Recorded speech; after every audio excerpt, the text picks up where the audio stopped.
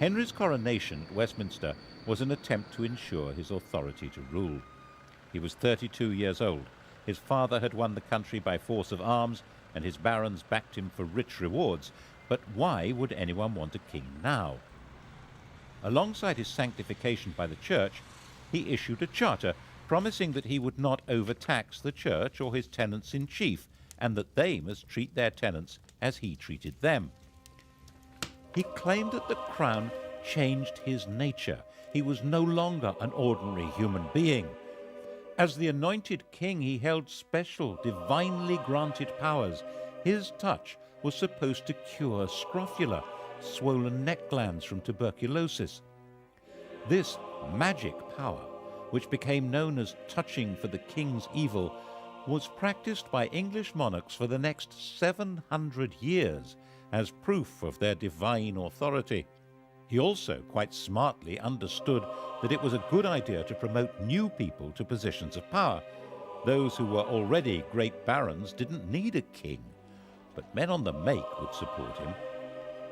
By the time Robert was able to mount a challenge to Henry, it stood no chance. He agreed to recognize Henry as King of England in exchange for a pension. Of course, it didn't last. Henry ended up invading Normandy in 1106 and imprisoning his brother for the rest of his life. This is his tomb in Gloucester Cathedral.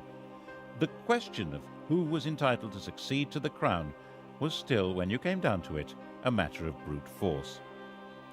But Henry's victory had a profound symbolic meaning, because it changed the status of the English crown.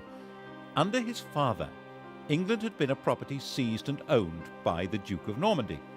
Now, Normandy was a property seized and owned by the King of England. Henry was a naturally cheery person.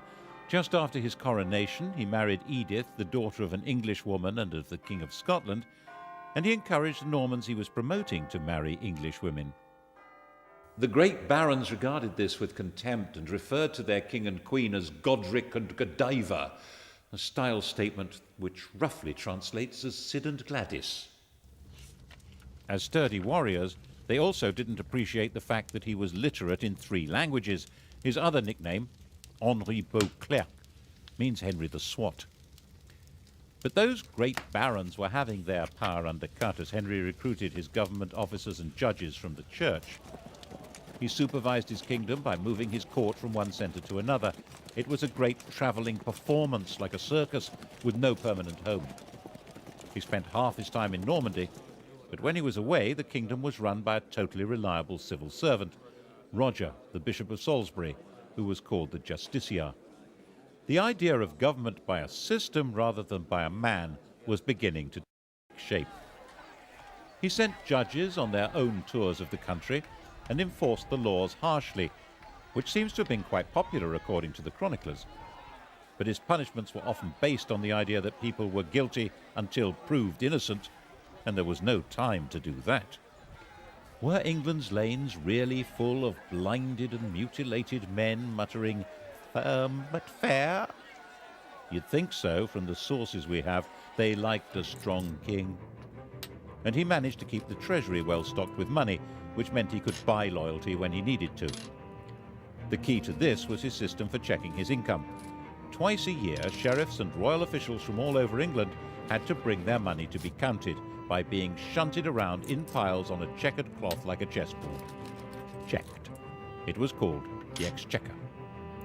The system worked so well that the cabinet minister in charge of the nation's finances is still called the Chancellor of the Exchequer, and we still use paper chitties called cheques. By a combination of force and diplomacy, he controlled and to some extent